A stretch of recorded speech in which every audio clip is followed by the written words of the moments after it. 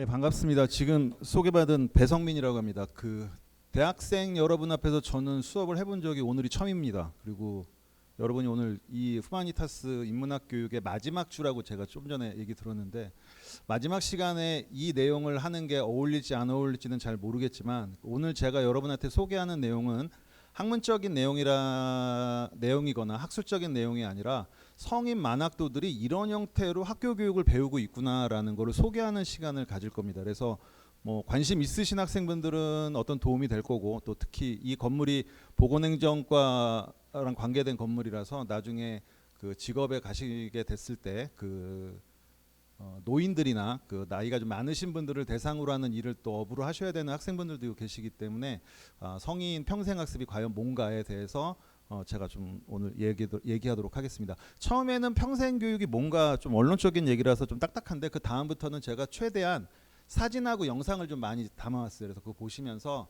어떤 교육이 이루어지고 있는가를 한번 살펴보는 시간을 갖도록 하겠습니다. 제목은 학력인정 평생교육 시설이라고 돼 있는데, 자, 평생교육이라고 하는 개념을 좀 보면요, 뭐 영어로는 라이프롱 에듀케이션인데, 라이프롱이란 말은 뭐 다 아시다시피 생애 처음부터 끝까지라는 뜻이겠죠. 그래서 사실은 평생 교육이라고 하는 걸 다른 말로 보통 생애 교육이라고 하죠. 그래서 사람은 태어나서 죽을 때까지, 영국에서는 요람에서 무덤까지라고 하는 형태로 교육을 죽을 때까지는 계속 배워야 된다. 그래서 배우면 끝이 없다.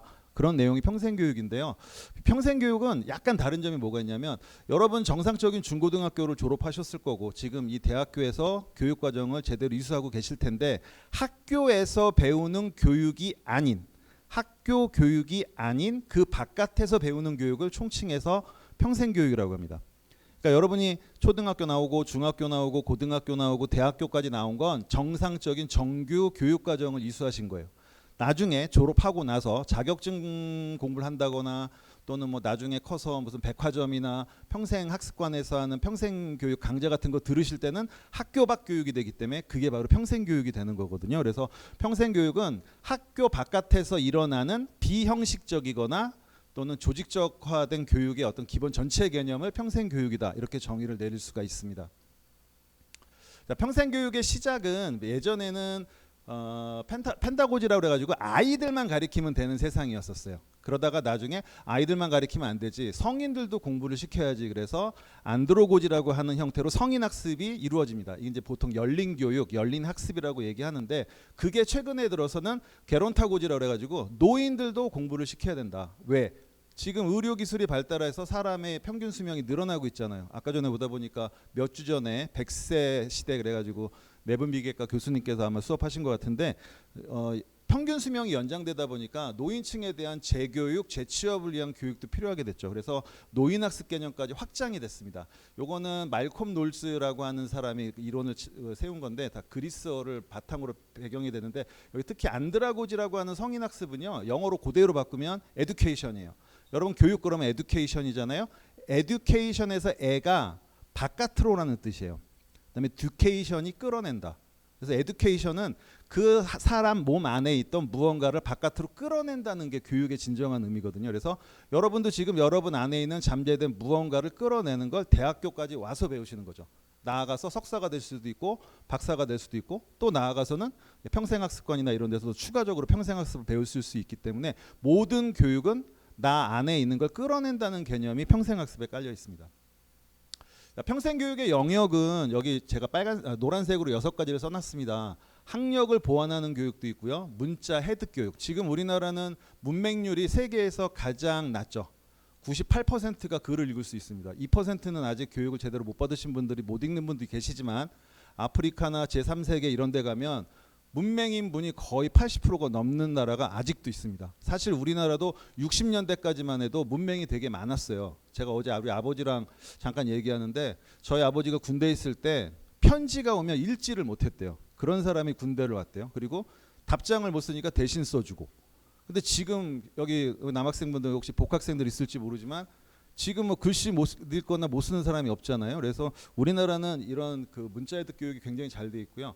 그다음에 직업능력 향상 교육이라던가 뭐 인문교양교육, 지금 하시는 게 인문교양교육이죠. 그다음에 문화예술교육이나 시민참여교육, 이게 전부 다 평생교육의 영역인데, 요게 형식적으로 이루어질 수도 있지만 비형식적으로 이루어질 수도 있는 형태라고 생각하시면 될 것 같고요. 그럼 이 평생교육이 왜 필요하냐? 날이 갈수록 점점 고령화가 됩니다. 또 세계화도 계속 만들어지고요. 지식기반 사회화가 점점 잘 되고 있고, 그다음에 격차도 점점 커지고 있는 세상에서 그 급속한 사회 변화에 어떻게 우리가 교육적으로 대응할 것인가. 그래서 평생교육이 필요하다. 뭐 이렇게 볼 수도 있고, 그다음에 학습의 관점을 평생교육적으로 전환해서 사회적으로 평생교육적 교육체제로서 전환되고 있는 과정도 이해를 하셔야 되는 상황이고요. 그다음에 기조도 보면 예전에는 강제된 교육이에요. 이거 무조건 해요. 국어, 영어, 수학, 과학 이거 시간표 짜준 대로 무조건 해요. 외워. 저도 그렇게 공부했고 여러분들 사실은 중고등학교 다닐 때도 약간 그런 형태의 수업이었었죠. 근데 이 내용이 이제는 스스로 자기주도 학습을 하는, 내가 원하는 걸 내가 교육과정을 내가 직접 만들 수 있는 주체적 학습, 다른 말로 자기주도 학습이에요. 그런 형태로 교육 개념이 바뀌고 있고, 또 교육을 하는 쪽, 그러니까 사실은 여태까지는 선생님 위주죠. 모든 관점이 선생님 위주예요. 어떻게 가르칠 것인가, 어떻게 쉽게 가르칠 것인가, 이런 개념으로 잡혀 있었지만 요새는 학습하는 쪽이 더 우선권이 있죠. 어떻게 배울 것인가. 그래서 지금은 선생님들보다는 학생 위주가 돼 있죠. 지금 우리나라 현재 모든 교육부 및 각 지역에 있는 교육청에서 하는 모든 프로그램은 교사 위주가 아니라 학생 위주죠. 그래서 학생들을 먼저 생각하는 형태로 교육은 바뀌고 있습니다. 자, 평생교육의 형태는 7가지가 있습니다. 그 중에서 첫 번째 보면 학교 중심의 평생교육 형태로 학교의 시설과 설비의 개방을 통한 교육으로 어머니 교실이나 시민 교양 강좌나 꽃꽂이나 뭐 기타 등등 어떤 평생교육을 실시하는 경우가 있어요. 무슨 얘기냐면 어떤 고등학교에서 빈 강의실에서 그 지역 사람들을 참여시켜서 교양을 가르쳐주는 형태의 평생교육이 있을 수 있어요. 가장 흔한 것 중에 하나고요. 두 번째는 공민학교나 기술학교, 그다음에 제가 소속된 학력인정 평생교육학교, 개방대학 또는 방송통신대학, 뭐 사이버대학까지 포함해서 이런 학교는 아니지만 학교 형태의 기관에서 학생들에게 무언가 가르쳐주는 형태로 평생교육이 진행이 됩니다. 요게 이제 제가 오늘 집중적으로 설명을 드릴 내용이고요. 자, 그 학교 형태의 평생교육 시설이 지금 제가 그 서울하고 뭐 부산, 대구, 인천, 대전에서 첫 번째 페이지에 약 27개의 학교를 갖고 왔습니다. 이게 여기 작아서 안 보이시겠지만 서울은 저희 진영중고등학교처럼 만학도를 가리키는 학교가 14개가 있습니다. 초등학교, 중학교, 고등학교까지 있고 뭐 자동차고나 미용고 이런 게 같이 있는데, 이 중에서 만학도를 가리키는 거는 제가 노란색으로 체크한 데가 만학도를 가리키는 거예요. 나머지는 청소년이에요. 그다음에 부산에도 몇 개 있고요. 대구에 2개, 인천에 3개, 대전에 1. 그다음에 경기도에 한 7, 8개 있고요. 강원도 1, 충북 1, 전북에 6개, 전남 2개, 경북 1, 그다음에 경남 3개 해가지고 우리 대한민국의 학력 인정을 해주는 고등학교나 중학교가 총 47개가 있습니다. 그런데 실제로 지금 이 중에서 13개 학교가 폐교가 됐어요. 왜냐하면 지금 일반 아이들도 없어가지고 일반 학교들도 지금 다 폐교가 되고 있고 통합이 되고 있죠. 성인들도 마찬가지예요. 배우지 않으신 분들이 날이 갈수록 점점 줄어들고 있습니다. 그래서 학교가 점점 줄어들고 있는 추세이지만 아직까지 못 배우신 분이 수십만 명에 이르고 있기 때문에 만학도들을 위한 수업을 하는 학교 또는 기타 청소년 중에서 솔직히 공부를 너무 못해가지고 일반 학교 못 들어가서 갈 곳은 없고 그래가지고 뭐 미용고나 이쪽으로 그 진학하는 학생들도 있을 수 있는데, 그런 학생들을 학교 형태의 평생 인정 교육시설에서 수업을 좀 진행하고 있습니다. 자, 세 번째로 평생교육의 형태를 보면 사설학교의 형태, 즉 사설학원에서 평생교육기관의 인증을 받아 실시하는 평생교육도 있는데, 요거는 저거 생각하시면 돼요. 검정고시 학원 생각하시면 됩니다. 혹시 이 중에 계실지 모르겠지만 정규 중고등학교를 이수하지 않거나 또는 홈스쿨링으로 공부했다거나 또는 학교를 조기 자퇴해가지고 검정고시 학원을 다니면서 학력을 취득하는 경우도 있는데, 이런 형태도 평생교육의 한 형태가 될 수 있고요. 네 번째는 민간단체, 뭐 YMCA나 YWCA와 같은 민간 공공기관에서 평생교육을 담당하는 경우도 있습니다.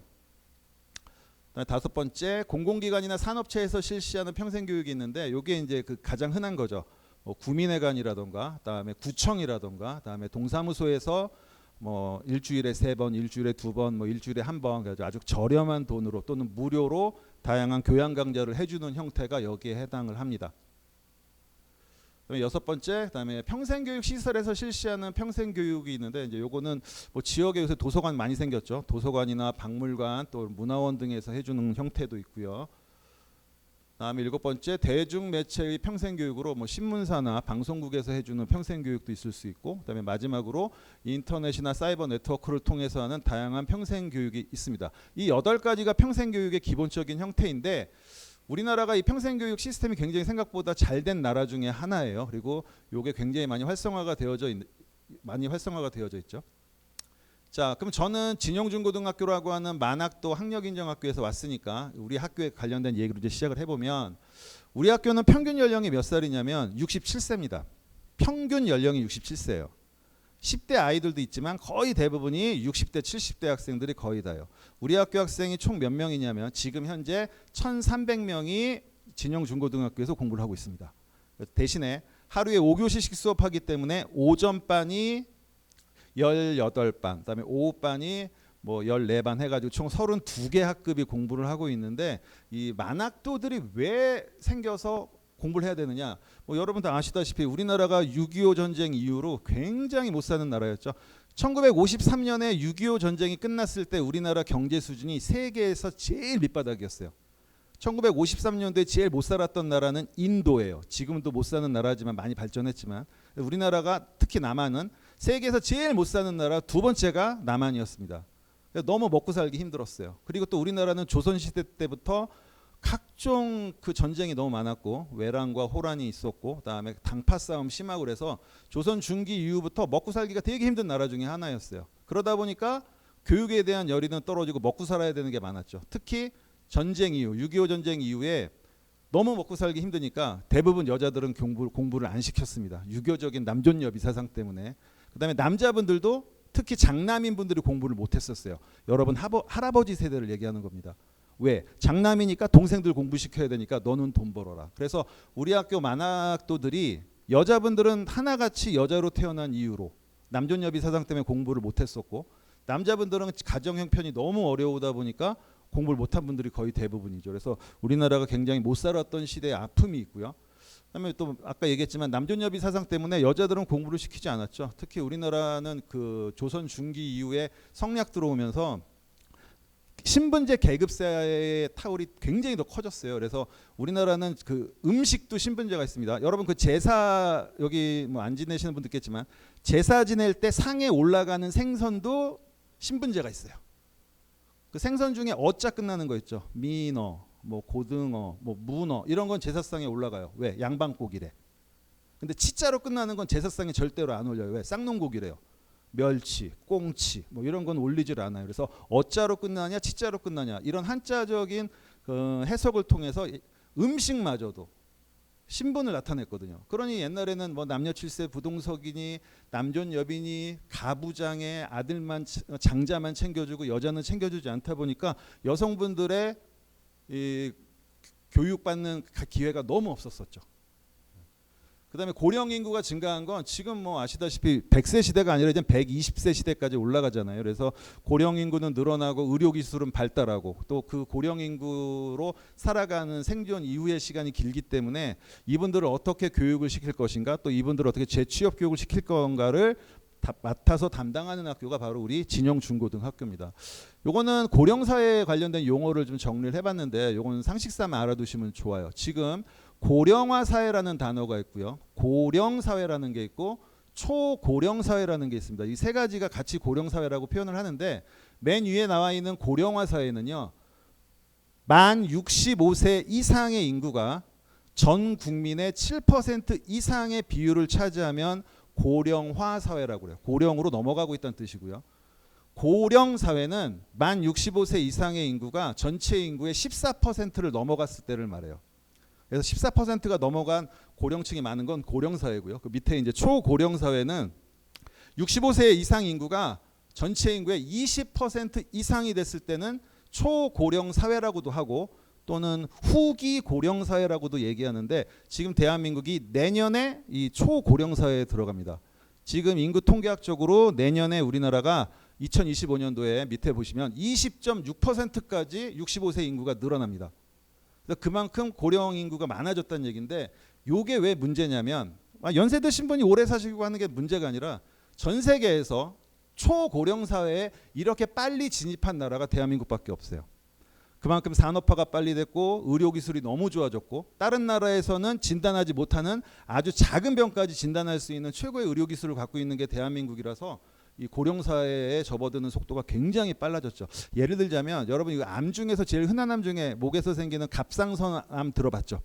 전 세계에서 갑상선암이 가장 많이 발생하는 나라가 한국이에요. 그럼 왜 우리나라가 갑상선암이 이렇게 가장 많을까요? 그 물어보면 뭐 식생활이 뭐 좋아져서 뭐가 좋아져서 이런 얘기가 있는데 다 아니고요. 갑상선암을 진단하는 의료 장비와 그거를 진단하는 의사 선생님들의 수준이 세계 최고입니다. 그래서 딴 나라에서는 찾아내지도 못하는 아주 작은 암까지 찾아내더라고. 그래서 딴 나라는 그거 수술 안 해도 되는데 우리나라는 암이에요. 그러면 이거 수술시켜 주세요. 이런 얘기를 하니까 갑상선암이 굉장히 많이 늘어난 것처럼 되어져 있는데 의료기술이 발달했다라고 하는 거에 반증이거든요. 그래서 의료기술이 좋다 보니까 우리나라가 고령사회에 굉장히 빠른 속도로 접어들었습니다. 그래서 초고령사회에 접어들었다. 그러니까 만학도 교육은 더 절실해졌다. 이렇게 이해하시면 될 것 같습니다. 자, 다음에 욜드라는 단어 혹시 아시는지 모르겠는데 욜로라는 말은 알죠? 여러분 욜로. You only live once. 네 인생 딱 한 번 사는 거니까 집 살라고 노력하지 말고 적당히 살면서 여행 가고 싶으면 여행 가고 좋은 차도 타고 내가 하고 싶은 걸 해보자. 그게 요즘 추세의 욜로 세대라고 하는데 욜드는 뭐냐면 여기 중간에 보면 젊은 노인 그래서 영 올드라고 써 있죠. 영 올드를 줄임말이에요. 그래서 영의 Y, 올드의 단어를 합쳐서 욜드라고 하는데 요게 그 1946년 이후부터 1964년까지 태어난 분들이 지금 평균 67세예요. 그 평균 67세이신 분들이 지금 굉장히 많아졌다는 뜻이고 이 욜드 세대가 왜 이게 문제가 됐냐면 지금 대한민국이요. 정년퇴직의 나이가 아직 현실에 맞지 않습니다. 무슨 얘기냐면 일반 기업 다니는 여러분 부모님 세대 55세에서 58세면 다 그만둡니다. 정년퇴직이에요. 저 같은 중고등학교 선생님은 62세에 그만둬요. 정년퇴직. 대학교 교수님들은 65세에 정년퇴직이에요. 그다음에 학교, 대학이나 고등학교 행정직 직원은 60세가 정년퇴직이에요. 그럼 평균 60이면 60초 또는 그 전에 퇴직을 하니까 그 사람들이 돌아가시는 날까지 못해도 30년, 40년을 사셔야 되는데 그때까지 아무 일도 할 수가 없잖아요. 그래서 우리나라는 평균 연령이 높아지고 있으니까 노년층이 높아지고 있으니까 퇴직하는 나이도 올려야 된다 그래서 아마 국회에서 제가 알기로 71세, 72세 정년퇴직법을 추진하는 걸로 알고는 있는데 법안 통과가 안 되고 맨날 넘어가니까 지금 아직까지 별다른 얘기는 없는데 지금 우리나라의 그 퇴직 나이도 정년 나이도 70대로 넘어가야 될 상황입니다. 이게 바로 욜드 때문에 그래요. 그럼 이 욜드 세대가 퇴직하고 나서 무엇을 할 건가? 대부분 우리나라 퇴직하신 분들 보면 뭐 하냐면요. 피자집 차리더라고. 퇴직금 받아서. 아니면 뭐 치킨집 차리고 그래놓고 다 말아먹고 또는 뭐 주식 투자하고 뭐 무슨 코인 투자하고 그래 또 다 말아먹고 돈 번 사람도 있지만 말아먹은 사람이 더 많거든요. 그럼 그때 가가지고는 또 그때 가서 나이 먹고 노후를 즐겨야 될 나이에 더 고생하고 또 요새는 또 자식들이 결혼도 너무 늦게 하고 또 나이가 30, 40이 된 자식들이 부모 밑에서 아직도 부모님의 덕을 보려고 하는 세대가 굉장히 아직 많이 있기 때문에 노년층의 재취업 문제도 굉장히 화두가 되고 있죠. 그래서 이 노년들을 재취업을 하고 교육시키는 게 바로 평생교육이고 그중에서 특히 저희 진영중고등학교에서 이런 수업을 담당하고 있다. 자, 이 평생교육기관의 가장 대표적으로 아까 전에 우리 교수님께서 남서울교육재단 언급을 하셨는데 남서울교육재단은 수도학원부터 더드림 데이케어 센터까지 이렇게 12개의 교육재단이 있습니다. 그중에 남서울대학교도 포함이 돼 있고요. 수도학원하고 수도어학학원 여기는 검정고시나 기타 학원이기 때문에 평생교육을 담당하는 기관이고 우리 진영중고등학교는 중등교육을 담당하고요. 그다음에 여러분이 다니시는 남서울대학교는 대학교육을 담당하고 밑에 보면 더드림 요양병원이나 더드림 데이케어 센터 또는 간호학원에서는 그 의료교육과 관계된 걸 담당하기 때문에 이 전체를 아우르는 재단이 바로 남서울교육재단입니다. 요거를 만드신 분이 왼쪽에 돌아가신 여러분 전 총장님이셨던 화정 공정자 총장님이시고 그다음에 오른쪽이 이재식 이사장입니다. 두 분이 평생을 이 재단을 만드셨어요. 1968년도에 수도학원을 만듭니다. 수도학원은 우리나라 대표의 검정고시 학원이고 지금도 동대문구 신설동에서 학생들을 배출하고 있는데 제가 어제 원장님한테 전화해서 확인해 봤더니 지금까지 배출된 학생이 13만 명이래요. 13만 명. 1968년.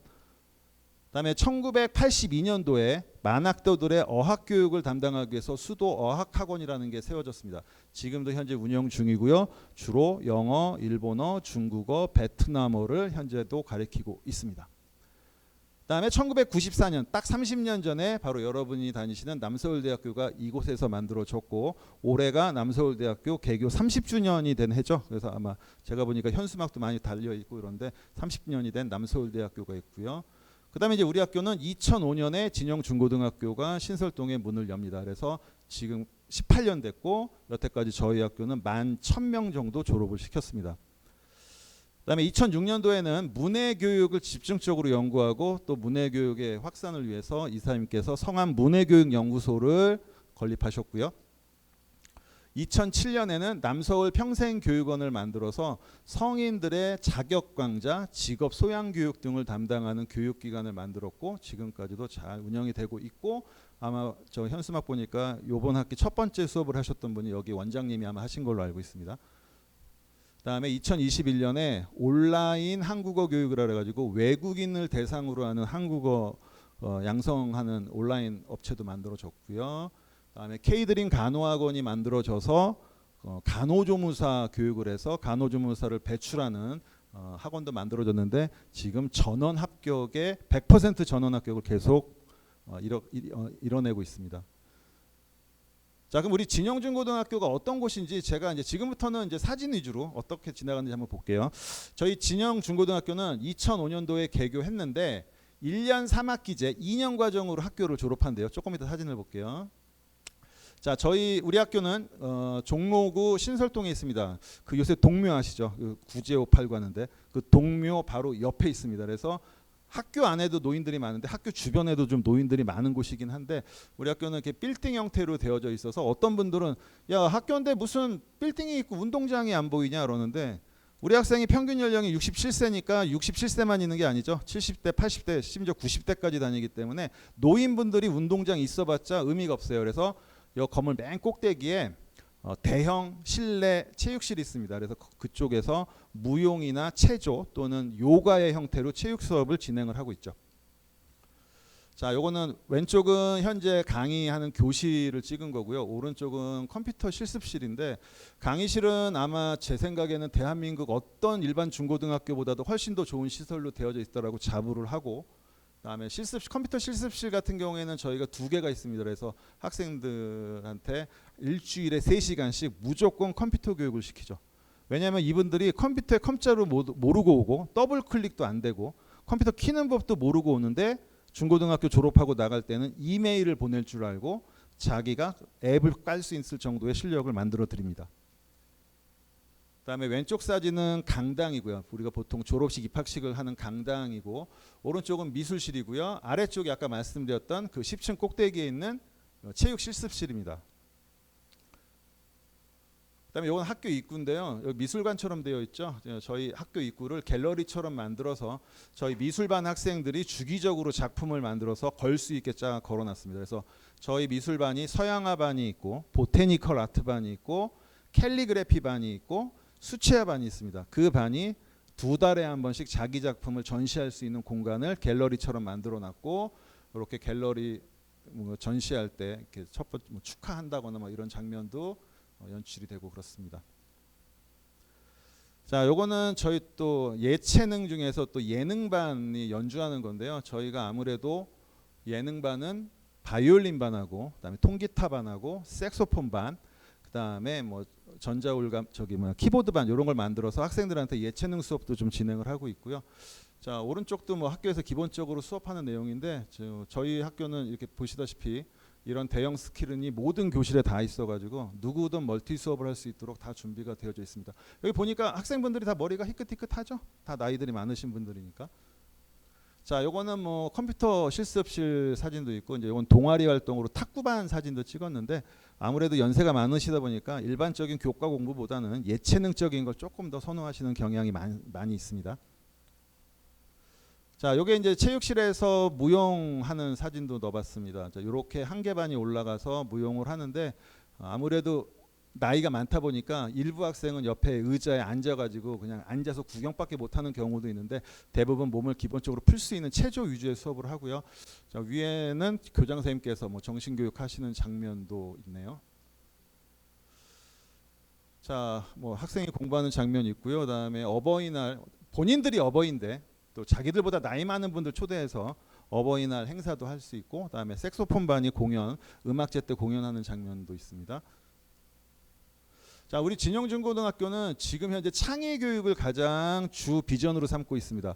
교사는 어떻게 해야 된다, 학생은 어떻게 해야 된다, 이렇게 뭐 형식적으로 써놓은 건데 저희 학생들은 배우고 싶은 시기에 배우지를 못했어요. 여러분들은 대한민국이 굉장히 잘 사는 시대에 태어나셨기 때문에 편안하게 중학교, 고등학교 다 졸업하셨지만 이분들은 학교를 다니고 싶어도 가난하고 여자라는 이유로 못 배우셨기 때문에 학교를 전혀 못 다니셨어요. 그래서 학교에 와서 지금 공부하는 게 즐거운 게 아니라 와서 내가 못 해본 거 하는 게 굉장히 큰 자부심이에요. 그래서 잃어버린 학창 시절을 즐기시기 위해서 학교에 오기 때문에 학교에서 그 학생들이 갖고 있는 창의성, 또 잠재력 등을 우리가 키울 수 있는 것 쪽으로 굉장히 포인트를 맞추고 있습니다.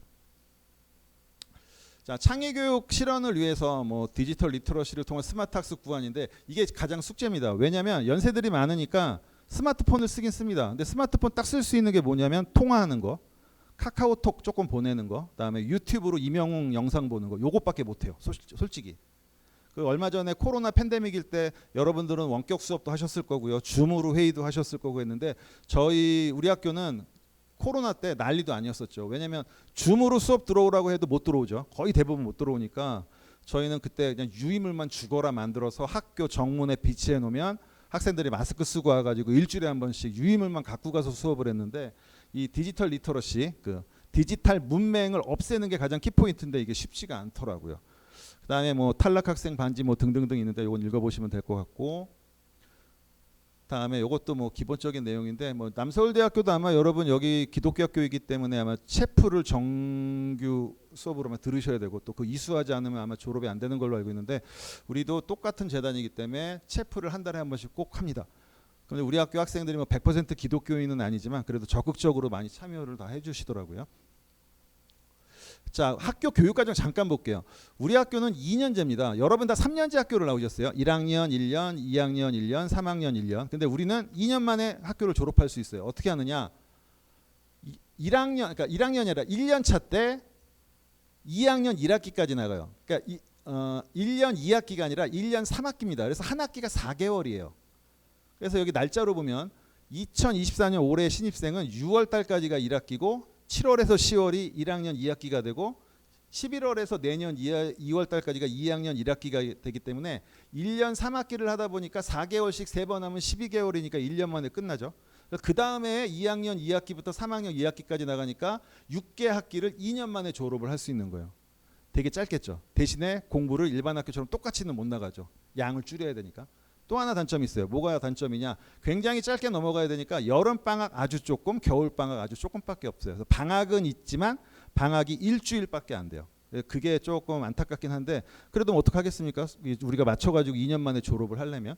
그래서 1년 3학기씩 2년 만에 중학교 졸업할 수 있고 고등학교도 졸업할 수 있습니다. 중학교 때는 뭐 여러분도 중학교 생활 하셔서 아시겠지만 배우는 과목은 똑같은 일반 아이들이 배우는 똑같은 교과서 또 똑같은 형태로 하는데 국어, 영어, 수학 쭉 이거 똑같이 배우는데 다만 일반 학교는 국어를 일주일에 5시간을 배운다면 우리는 빨리 이 수업 학기 수를 줄여야 되기 때문에 뭐 일주일에 3시간, 뭐 영어는 일주일에 4시간, 수학은 일주일에 1시간, 과학도 일주일에 1시간 이런 식으로 시간표 조정해서 기본적인 내용만 진행하고 있습니다. 그래서 중학교 1, 2, 3학년 과정에 배우는 기본적인 과목을 표시해 봤고요.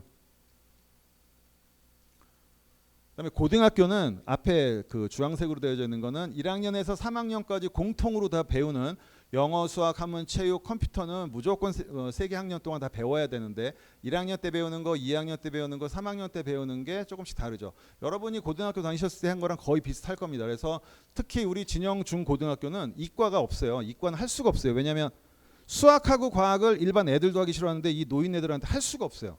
그래서 사실 저는 과학 선생이에요. 저는 전공이 물리학이고 우리 학교에서 물리학 수업을 해야 되는데 할 수가 없죠. 그래서 나는 이 학교 18년 동안 있으면서 물리 수업을 단 한 번도 해본 적이 없어요.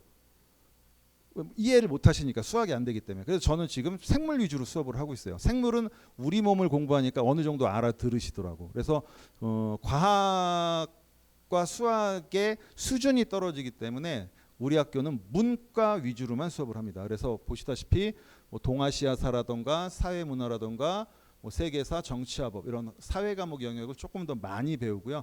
제2외국어도 공부해야 되기 때문에 2학년 1학기 때부터는 일본어를 추가적으로 공부를 합니다.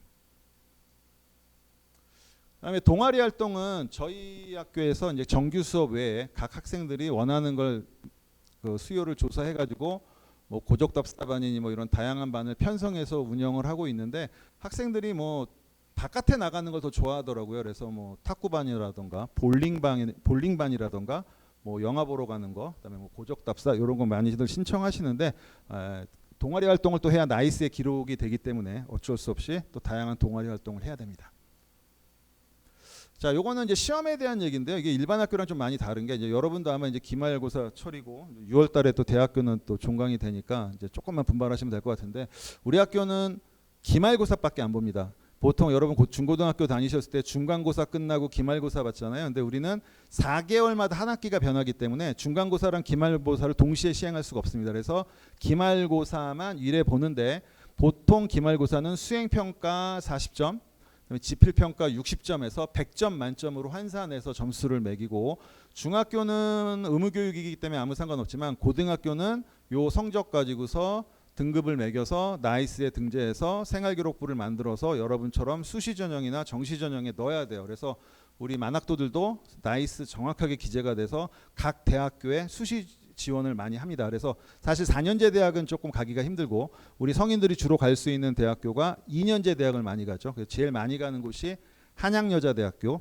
그다음에 숭의여대, 배화여대, 서일대, 인덕대, 명지전문, 그다음에 동서울대, 의정부의 경민대, 여기 지원을 굉장히 많이 하고, 저희 고등학교 3학년이 총 360명이 있는데 그 중에서 100명 이상은 2년제 대학 이상은 다 지원을 하고 합격해서 열심히 공부를 하고 있습니다. 그 중에 작년에는 4명이 이 남서울대학교에 입학을 하셨어요. 혹시 학교 생활을 하시다가 나이가 지긋한, 엄마보다도 나이 훨씬 더 많은 여자분들이 다니면 아, 여기 진영고등학교 학생인가 보다 이렇게 생각하셔도 됩니다.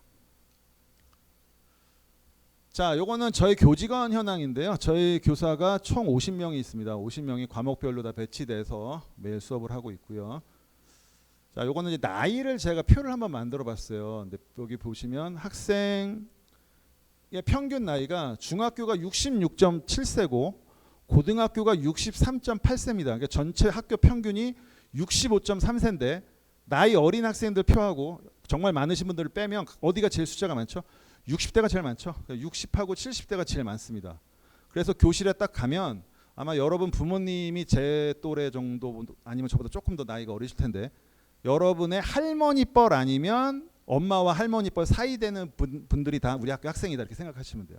그래서 저도 맨 처음에 이 진영고등학교 선생으로 부임받아서 갔을 때 나는 이런 만학도 학교가 있으리라는 건 나도 모르고 갔어요. 모르고 가서 면접 보고 만학도 학교로 해서 이게 뭐지 하고 들어가서 첫 수업 시간에 들어갔는데 떨려서 수업을 못했어요.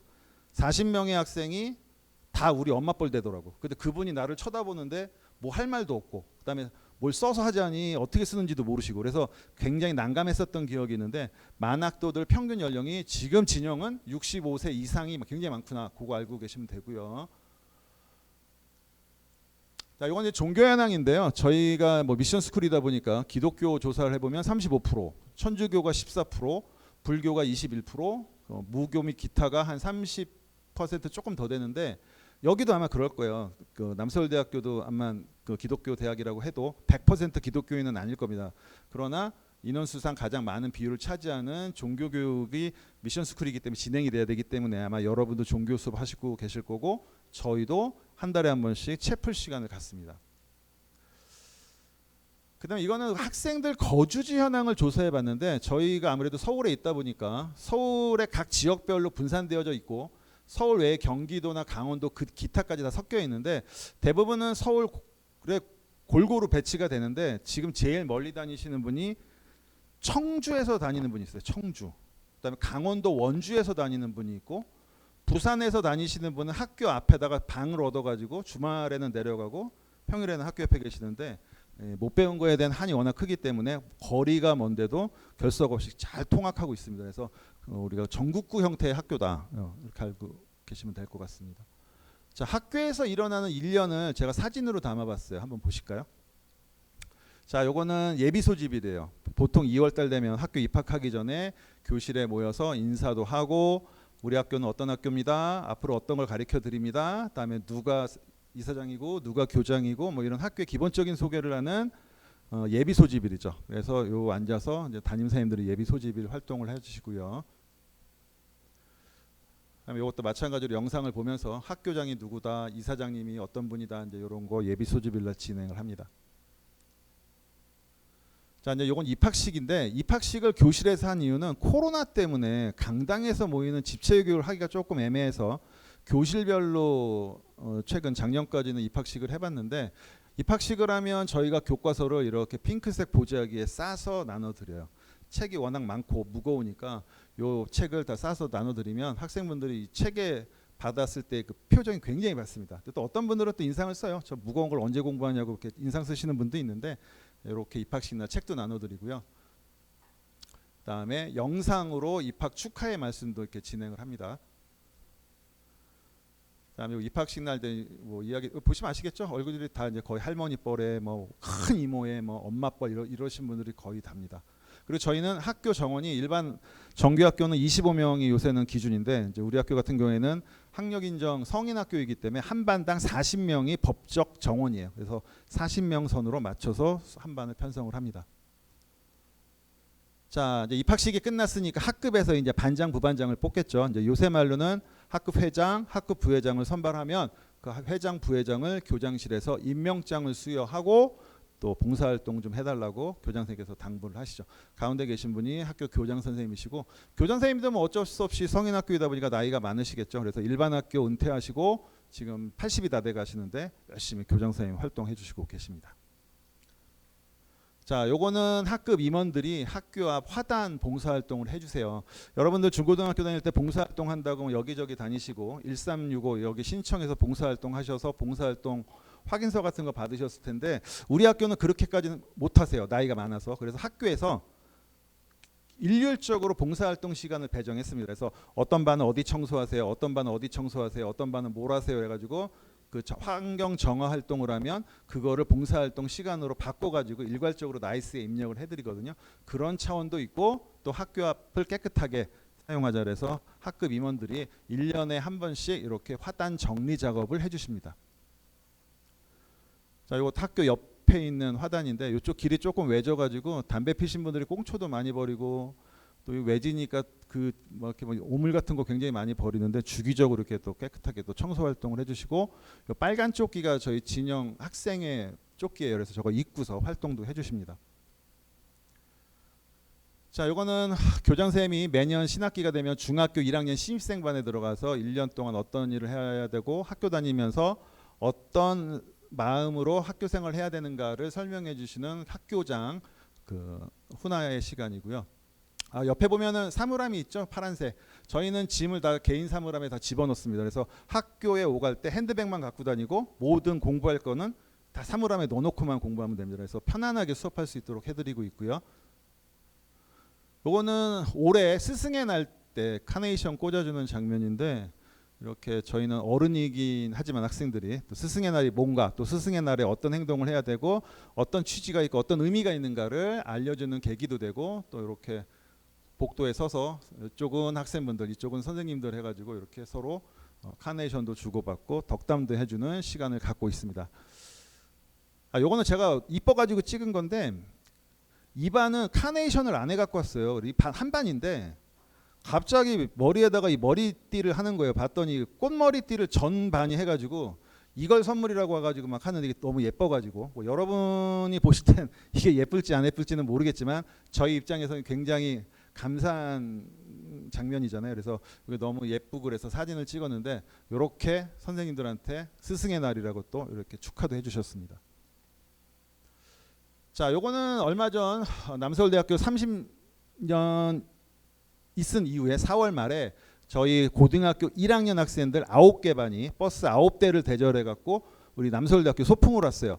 저희가 2007년도부터 매년 4월 말에는 고등학교 1학년이 남서울대학교 소풍을 옵니다. 그래서 학교도 구경하고 학생 식당에서 밥도 먹고, 그다음에 그 영산홍이 4월 말에 많이 피거든요. 여러분 보셔서 아시겠지만 4월 말에 아주 예쁜 철쭉 비슷한 핑크색, 흰색의 꽃이 피잖아요.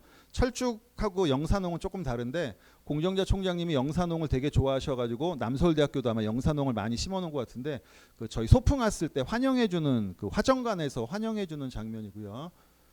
자, 요거는 저희 점심 먹고 나서 날씨가 좀 흐려가지고 강의실 저기 강당 하나 들어가서 학생들 레크레이션 하는 장면입니다. 그래서 학생들이 학교 생활을 못한 거에 대한 한이 많으니까 학교에서 어떤 단체 활동을 하거나 현장 체험을 학습을 하면 학생들이 난리가 아니에요. 옷도 똑같이 맞춰 입고 풍선들도 이렇게 색깔별로 학년별로 반별로 갖고 와가지고 막 이렇게 노래도 하고 이런 다양한 활동을 적극적으로 아주 참여를 해주고 있죠.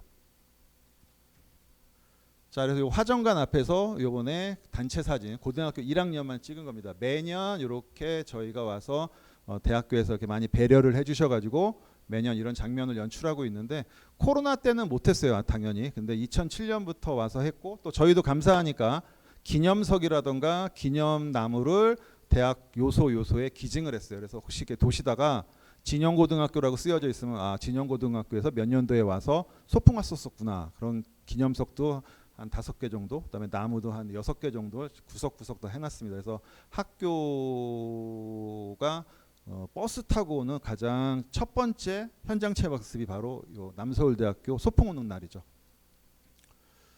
자, 남서울대학교 고등학교 1학년이 소풍을 오면 나머지 학년은 소풍을 어디로 가느냐? 보통 뭐 뮤지컬을 보러 가거나 영화를 보러 가는데, 어른들이라서 영화 보는 게 생각보다 어려워요. 왜냐하면 학생이니까 학교에서 영화 보러 가자 그러니까 영화 보러 가는 거지, 개인적으로는 영화 보러 가기가 힘드시거든요, 어른들은. 그래서 저희가 그 종로 3가에 있는 피카디리 CGV를 통으로 계약을 해가지고 주기적으로 학생들한테 문화 활동 또 문화 생활의 어떤 일환으로 이렇게 영화 보는 시간도 갖추고 이렇게 사진도 한번 찍어봤습니다.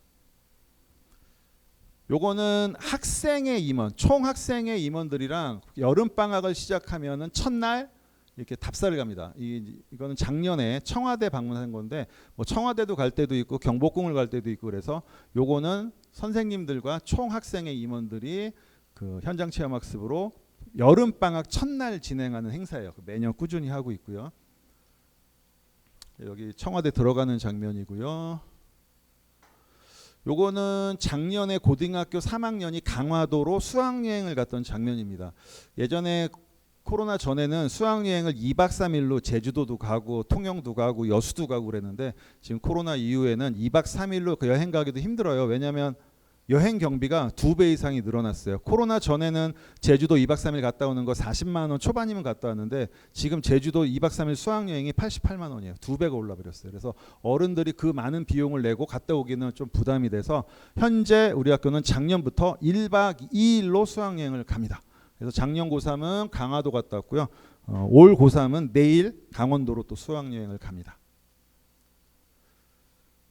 자, 요거는 방학 되면 선생님들이 뭐 대부분 쉬는 날도 있겠지만 모여서 연수 활동을 합니다. 그 뭐 나중에 아시게 됐지만 어떤 직장에 가더라도 요새는 뭐 성폭력 예방 교육, 뭐 성희롱 예방 교육해서 그 기관에서 받아야 될 교육이 있어요. 그런 교육을 방학 때 몰아서 연수하는 시간을 갖고 있고요. 자, 요거는 CPR 교육 해가지고, 저희는 아무래도 학생분들이 연료하시니까 CPR 전부 다 해야 됩니다. 그래서 모든 선생님이 OK 될 때까지 CPR 이걸 통과를 해야 돼요. 그래서 이런 CPR 그 테스트도 하고 있고요. 그다음에 요거는 학교의 부장교사들, 그러니까 교장선생님 밑에 부장교사들이 모여서 일주일에 한 번씩 주간 업무 회의를 합니다. 그래서 학교에서 일어나는 모든 활동이나 학교의 기본 운영 사항을 점검하고 또 학생들한테 어떻게 접목할 건가에 대한 회의 시간입니다. 이거는 옛날에 도전 골든벨 기억나시죠? 그 도전 골든벨에서 성인학교 특집을 한 적이 있었어요. 그래서 우리 같은 학교가 진영 말고도 뭐 일성이나 청왕 같은 학교 몇 개가 있는데, 서울에 4개 학교를 초대해서 옛날 교복을 입혀가지고 도전 골든벨을 했는데, 다행히도 우리 학교 학생이 마지막 최종 문제를 통과해가지고, 그 통과했더니 이 사람은 대학교 1년 전체 장학금을 받으시고 학교에는 55인치 대형 텔레비전을 기념품으로 줬는데 우리 학교가 도전 골든벨에 나가서 또 우승했던 학교다. 뭐 그런 것 때문에 간혹 홍보용으로도 사용하는 사진입니다. 자, 요거는 이제 수학여행 가면은 밤에 반별 장기자랑을 해요. 보시면 아시겠지만 이 요란한 가발도 쓰고 옷도 맞춰 입고 또 아주머니 들이니까 트로트 부르는 거 좋아하고 춤추는 거 좋아하시고 이거 안 하면 큰일 나요. 이거 안 하면은 놀았던 생각이 안 드는 거죠. 그래서 무조건 춤추는 시간도 줘야 되고 학생들 나와서 뭐 춤도 추게 하는 이런 레크레이션의 시간입니다. 요거는 예전에 고등학생들이 제주도 수학여행 갔던 사진인데요. 또 재밌는 거 보면 모든 사진이 똑같죠. 예, 우리나라는 여행 가면 전부 다 이 뭐야 이거 등산복 같은 거 이거 입어가지고 알록달록한데 제주도도 간 적도 있고요. 요것도 제주도에서 찍었던 사진. 요거는 강원도 바닷가 가서 찍었는데 요거 기억이 나는데요. 어떤 분이 바닷가 가니까 애나 어른이나 바닷가 가면 기분 좋잖아요. 그래서 바닷가에서 사진 찍는다고 바닷가 배경으로 사진을 그냥 찍기만 하면 되는데 나이는 60, 70인데 마음은 10대니까 점프해서 사진 찍는다고 점프 한번 했다가 넘어지면서 엉덩이로 넘어져가지고 허리가 부러졌어요. 그래서 119 오고 난리가 났었던 기억이 있는데 이 안전사고 때문에 이 여행 갈 때 좀 신경을 좀 많이 써야 되는데 사고는 사고지만 굉장히 즐거워하는 시간이죠. 레일바이크 탔던 것도 있고요. 자, 이건 이제 학교에서 가을이면 전시회를 합니다. 그래서 미술반 학생들의 작품 전시도 하고요. 음악 하시는 분들은 음악 발표도 하고 먹거리 장터도 하는데 1층 로비에서 개막 오픈 그 세레모니 하는 장면입니다.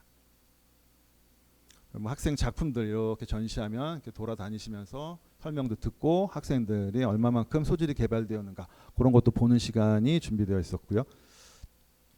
자, 요거는 뭐 너무 좋아하는 우리 학생들이 제일 좋아하는 게 이게 노래하고 춤추는 걸 좋아하는데 강당에서 반별 장기자랑으로 그 노래 경연대회를 하면 꼭 이렇게 이상한 복장을 하고 오시고 엄청나게 춤추고 노래하는 건 좋아하시니까 안 할 수가 없어요 이거는. 그 다음에 요건 어떤 반은 노래 안 하는 대신에 옛날 교복은 또 어디서 다 빌려 갖고 오셔가지고 옛날 교복을 입고 옛날식으로 막 수업하고 박수 치는 장면인데 표정 보면 어떠세요? 하나같이 굉장히 밝으시죠? 제가 이 제목을 처음에 엄마의 비밀이라고 했던 이유가 뭐냐면 이분들이 학교 다니는 걸 다 숨겨요. 학교에서는 공식적으로 나 학생이라고 얘기하지만 자녀들한테는 엄마 옛날에 학교 어디까지 나왔어? 나 저기 중졸은 돼. 초등학교밖에 안 나왔으면서 여러분은 모르시겠지만 저희가 학교 다녔을 때만 해도요 우리나라가 조금 그 당시만 해도 좀 근대화가 안 된 그 제도 속의 나라여서 그런지 이상한 걸 물어봤어요. 가정환경조사서라는 게 있어가지고 종이 주고 해당하는 거 체크해서 내면 되는데 그 당시 선생님들은 왜 그랬는지 모르겠는데 저걸 물어봐요. 자, 집에 차 있는 사람 손 들어봐. 피아노 있는 사람 손 들어봐. 칼레 텔레비전 있는 사람 손 들어봐. 아빠가 사장님인 사람 손 들어봐. 아빠가 대졸 손 들어봐. 아빠가 고졸 손 들어봐. 이걸 왜 그 당시 선생님들은 손을 들게 했는지 몰라요. 편하려고. 업무상 편함이죠. 다 써서 낸 거 지가 정리하면 되는데 그때는 애들이 망신을 당하던 창피를 당하던 트라우마가 생기면 관심이 없었어요. 그냥 무조건 자기 일편한 대로 했어요. 우리 엄마도 실제로 국민학교밖에 안 나오셨는데 우리 엄마 저 고등학교 졸업할 때까지 최종 학력이 늘 중졸이었어요. 거짓말 하신 거지. 왜? 쑥스러우니까 창피하니까. 그러니까 이분들이 다 그러고 학교 생활 어렸을 때 자기 자식들을 그렇게 같이 생활했기 때문에 항상 숨겼죠. 내가 못 배웠다라는 걸. 그래서 엄마들의 비밀이 되게 많은 학교예요. 그러나 이제 졸업하고 나면 당당하게 오픈을 하시지만 지금까지도 내가 학교 다니는 걸 숨깁니다. 심지어 자기 남편한테도 모르게 다니는 분이 있고요. 자식들은 당연히 모르고 주변 사람들도 당연히 몰라요. 그러다가 웃긴 일이 뭐냐면 서로 숨기고 다니는 사람이 학교에서 만났어. 동네 친구가. 그래가지고 서로 면서 막 서로 비밀을 공유하고 이런 일도 벌어지는데 다들 힘들게 사셨던 시대의 분들이기 때문에 그 비밀로 숨기고 학교 못 다녔다는 숨겼던 아픔을 갖고 있는 분들입니다. 자, 요거는 이제 겨울 되면은 기말고사 다 끝나서 성탄절 직전에 복음성가 대회를 저희는 합니다. 각 반별로 복음성가대회. 저희가 32개 반이니까 32개 반이 각각 찬송가 CCM을 준비해서 무용하고 노래를 맞춰가지고 연습을 2주 동안 연습을 해서 발표를 하는데 제가 좀 이따 영상도 보여드릴게요. 이렇게 10층 강당에서 발표도 하고요. 이렇게 빨간색으로 맞춰 입으시고 율동도 하시고 안무도 하시고 노래도 직접 부르시면서 그 찬양대도 갖고 있습니다. 자, 요반에 또 까만색에 이렇게 노란색 스카프도 하신 반도 있고요. 이렇게 하다 보면 이렇게 앉혀놓으면 되게 예쁘죠. 이렇게 해서 교장 선생님이랑 저랑 또 여기 앞에 있는 분이 또 학교 목사님이세요. 그래서 저희가 심사위원이라서 다른 반께서 선물 주고 하는 시간 같습니다. 자, 요거는 졸업 앨범 촬영을 하기 위해서 학생들이 대기하는 사진인데 저희 졸업식은 좀 이따 사진 좀 더 크게 나올 텐데 까만색 졸업 가운에 스카프를 맵니다. 여기 스카프가 하늘색 스카프를 맸으면 이 사람은 고등학교 졸업생이에요. 고등학교 졸업생은 하늘색 스카프를 매고요. 중학교는 핑크색 스카프를 맵니다. 왜냐하면 우리 학교는 중고등학교 구분을 못해요. 나이가 다 비슷하니까 누가 학생인지 누가 선생인지 이 구분이 안 돼서 학생들 구분하는 방법이 제가 오늘 제 신분증을 달고 왔습니다. 이 핑크색 목줄로 돼 있죠. 요거는 선생님들은 핑크색이에요. 근데 이게 초록색이면 우리 중학생들입니다. 그다음에 여기 파란색이면 고등학생이에요. 저희가 학생을 구분하고 선생님을 구분하기 위해서 신분증을 하고 있는 거죠. 왜냐하면 누가 선생인지 또 누가 학생인지 누가 학부모인지 모르거든요.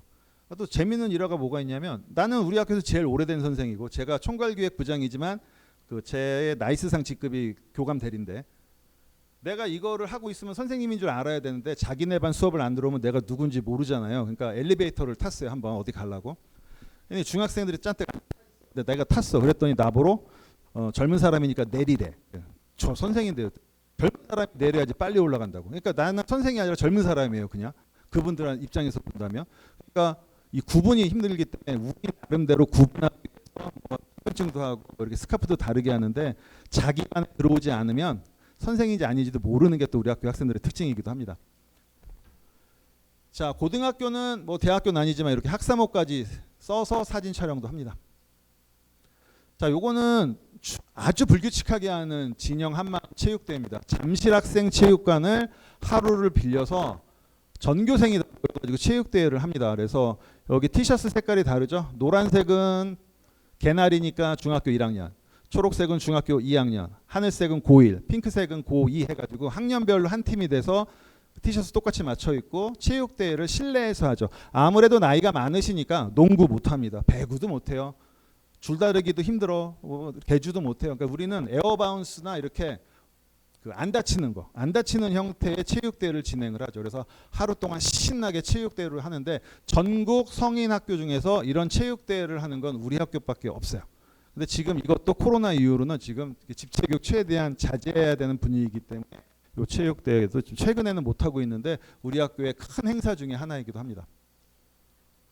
자, 이거는 이제 체육대회 때 저희 한국무용반이 있습니다. 이 한국무용반 선생님이 학생들 중에서 제일 몸놀림이 좋은 분들을 오디션을 통해서 뽑아가지고 한국무용 지도하셔가지고 이렇게 발표도 하고 우리 학교 행사뿐만 아니라 재능기부 차원으로 다양한 복지원이라던가 장애인 어떤 행사 같은 데 가서 학생들한테 이런 그 예능 발표도 같이 보여드리고 있고요. 요건 아까 사진에 나왔었는데 바이올린반 학생들이 예술제 때 이렇게 공연하는 모습도 있고요. 요거는 색소폰반이 또 이렇게 공연하는 모습이고.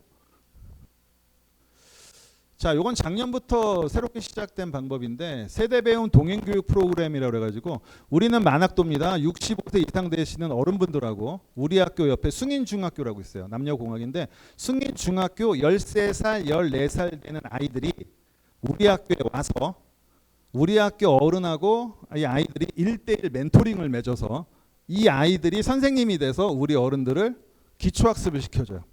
그러니까 13살, 14살 된 손주, 손녀들한테 수학하고 영어의 기초를 배웁니다. 그래서 처음에는 별로 안 들으실 줄 알았더니 생각보다 굉장히 많이 들으세요. 그리고 얘네들은 애기 선생님 하면서 와서 봉사활동도 하고 또 이 중에는 선생님이 꾸민 아이들이 또 지원해서 와서 그렇게 봉사활동을 하더라고요. 이런 장면도 있습니다. 자, 여기 보시면 이 할머니한테 남자아이, 제가 유일하게 남학생한테 물어봤어요. 넌 어떻게 이거 지원했니? 그랬더니 자기 꿈이 되게 유명한 수학 선생님이 되는 게 꿈이래요. 그래가지고 와서 수학을 가르쳐줬는데 다 잘못 가르쳐줘가지고 다 틀렸던 기억은 있는데 뭐 애들이라고 다 잘하진 않더라고요. 그다음에 얘는 영어 가르쳐주는 장면에서 우리 학교 어른들과 숭인중학교 애기들이 이렇게 1대1 멘토링 수업하는 행사도 있습니다. 자, 요거는 그 서울에 있는 아까 전에 제가 서울에 14개의 성인 학습 기관이 있다고 했었잖아요. 그 학교 연합으로 어린이 대공원 대강당을 대공연장을 빌려서 문예 행사를 하는 겁니다. 그래서 진영학교, 청암학교, 뭐 일성여자 중학교, 뭐 한국 예술 고등학교, 그다음에 요새 연예인들 많이 다니는 그 한림 연예 예술고 뭐 이런 학교들 다 모여가지고 여기서 그 백일장을 하는 장면이고요. 이런 행사에는 또 우리 색소폰반이 출동을 해가지고 또 이렇게 공연을 하면서 자기 재능을 또 이렇게 봉사활동도 하기도 하고요. 이건 우리 학생들만 모여 있는 곳 사진을 찍어 본 거고요. 자, 요거는 학교 2층에 역사관이라는 게 있습니다. 여러분은 도서관, 여기 성곡도서관에 가면은 그 이사장님하고 화정 공정자 총장님의 기념 역사존이 이미 설치되어 있는 거 보셨을 텐데, 저희는 아무래도 사이즈가 건물이다 보니까 작아서 이렇게 복도 한쪽으로 우리 진영중고등학교의 역사와 그다음에 남서울교육재단을 소개하는 역사관을 작년에 오픈을 했습니다. 그래서 이런 장면도 있고, 또 반대편에서 찍은 장면도 있고요. 그다음에 정면에서 이제 우리 학교 역사, 그다음에 이 남서울교육재단 성암 오상교육공동체의 전체적인 각 기관별 사진 등을 부착해서 모든 학생이 항상 공유할 수 있고 알 수 있게 전시를 해놨습니다. 요거는 학교 입구인데요. 크리스마스 철이 되면 크리스마스도 설치해서 또 점등식까지 합니다. 그래서 크리스마스 점등식 행사 끝나고 또 학생 간부들 모여서 또 사진 기념 촬영한 것도 있고요. 자, 이건 이제 졸업식 장면입니다. 졸업식은 이렇게 이사님께서 대학 박사 가운 입고 오셔가지고 졸업식 참여하셔서 축하를 해주시는데, 자, 요거는 작년에 최고령 졸업생이에요. 88세세요. 그래서 작년 서울시 교육감인 광노영 교육감이 오셔서 직접 축하를 해주시는 장면입니다. 88세 최고령자인데 생각보다 굉장히 젊어 보이시죠. 그다음에 여기 보시면 저희 졸업생이 그 강당에 앉은 건데 다 하늘색 스카프잖아요. 이게 고등학교 졸업생들이고요. 이거는 다 핑크색이죠. 이거는 이제 중학교 졸업생이에요. 그러니까 저희가 그나마 머리 쓴 게 핑크색이면 이건 중학교 사진이구나. 그다음에 하늘색이면 이건 고등학교 사진이구나. 이렇게 구분할 수 있게 하는 거고요. 요새는 또 이 졸업식이 되면 또 가족들이 또 얼마나 또 적극적이신 분들이 많냐면 자기 어머니 졸업하신다고 이렇게 현수막을 직접 만들어 갖고 와가지고 뒤에서 이거 펼치고 엄마가 졸업장 받을 때 막 비명을 지르기도 하고 아주 되게 재밌는 장면이 연출이 되는데, 가장 시끄러웠던 가족이라서 참 사진 한번 찍어 놓은 겁니다. 예. 이건 저희 선생님들 전체 사진이고, 우리 선생님들이 이렇게 현재도 1,300명, 지금까지 12,000명을 공부를 시켜왔고, 요거는 이제 졸업한 학생들이 총 동문회를 만들어서 연말에 송년회를 하는 겁니다. 지금 12,000명 중에서 평균 한 올해 동문활동 가면 한 700명 정도 모이셔서 이렇게 동문회장도 뽑아서 이취임식도 하시고 그다음에 발대식도 하시고 해서 동창회까지 만들어졌다. 그래서 우리 학교에 오신 분들이 학교를 졸업한 적이 없었으니까 중학교 동창회, 고등학교 동창회를 나가보지 다 못한 분들이에요. 근데 학교를 졸업하고 나면 나도 고등학교 동창회를 나간다라고 하는 또 자부심도 생기실 수가 있죠. 자, 넘쳐나는 먹거리 이러다가 비만으로, 이거 제 얘기인데요. 우리 학교는 성인분들이 굉장히 많으니까 이상하게 먹는 게 많이 들어옵니다. 특히 떡을 엄청나게 좋아해요. 저 이 학교에서 18년 동안 근무하면서 대한민국에서 나온 떡이란 떡은 다 먹어본 것 같아요. 그러니까 내가 이 학교 2006년도에 왔을 때 80kg였는데 지금 96kg예요. 떡으로만 16kg를 찌웠어요. 얼마나 떡이 많이 도는지. 언제 많이 오느냐? 반장 선거 끝나면 그 다음 주에 무조건 떡입니다. 근데 아까 전에 제가 얘기했죠. 우리 학교가 32개 학급이 있다고. 32개 학급이 한 반당 떡을 하나씩만 줘도 32개잖아요. 그래서 굉장히 떡이 많이 돌고, 뭐 떡 말고도 이것저것 자기가 뭐 했다, 아들이 결혼했다, 딸이 뭐 교수가 됐다, 뭐 누가 뭐 됐다 해가지고 툭하면 떡을 하셔가지고 얼마나 떡을 많이 주는지, 이러다가 비만이 된다라고 이제 우스갯소리를 한번 써본 거고요. 그다음 모든 학생이 드라마의 주인공입니다. 제가 아까 전에 우리 학교 여자분들은 여성차별 시대에 남존여비 사상으로 공부를 못했다 그랬죠. 남자분들은 너무 가난해서 못했다고. 한 학생이 쓴 글이 너무 감동적이고 너무 기구한 내용인 것 같아서 제가 한번 갖고 왔어요. 여기 AI 음성으로 녹음까지 했으니까 한번 들어보시죠. 시골에서 태어나 초등학교 졸업 후 서울로 오게 되었다. 서울에서 백열전구 만드는 공장에 다니던 때에 설을 3일 앞두고 교통사고를 크게 당했다. 한동안 일을 하지 못하다가 몸이 어느 정도 회복되고 나서야 옷 만드는 공장에서 미싱 기술을 배울 수 있었는데, 그때 상한 어깨가 지금도 아프다. 배우지 못해 갖은 수모와 차별을 받았지만 내 손으로 돈을 벌어 동생의 학비를 보탤 수 있어 다행스러웠다. 그러나 버스에서 교복을 입은 또래들을 볼 때면 가슴을 후비는 듯 서러워 남몰래 눈물도 흘렸다. 그렇게 몇 년이 지나고 평생 함께할 사람을 만나 딸 둘, 아들 하나를 낳고 살게 되었다. 결혼 후에도 나의 삶은 너무나 힘들었다. 가진 것 없이 시작해 세상을 헤쳐나가기란 정말 쉽지 않은 나날이었다. 일하기 싫어하고 노름 좋아하는 남편 때문에 한복 바느질에 식당 일 등 많은 일을 경험했다. 빚을 얻어 장사도 해봤지만 종일 일해도 남기는커녕 이자 주기에 바빠서 그마저도 접을 수밖에 없었다. 우유 판촉기를 하던 어느 날이었다. 땡볕에 지나가는 사람들을 붙잡고 물건을 팔아보겠다고 사정사정하던 중 다급한 목소리에 전화가 왔다. 남편이 사고를 당해 병원에 실려갔다는 것이었다. 병원에 도착하니 남편은 이미 숨을 거둔 뒤였다.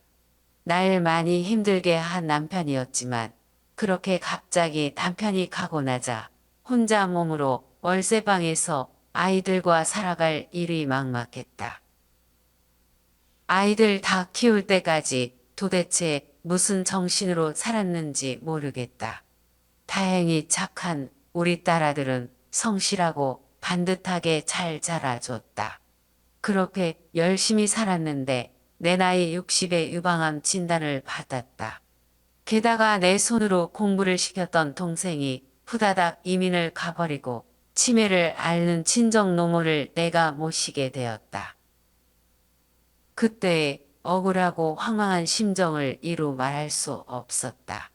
남한테 나쁜 짓 하지 않고 길을 쓰고 살아왔는데 이제 와서 좀 편할 만하니 고작 남은 것이 병든 몸과 끝나지 않은 책임이라는 생각을 하니 억울하고 화가 나서 견딜 수 없었다.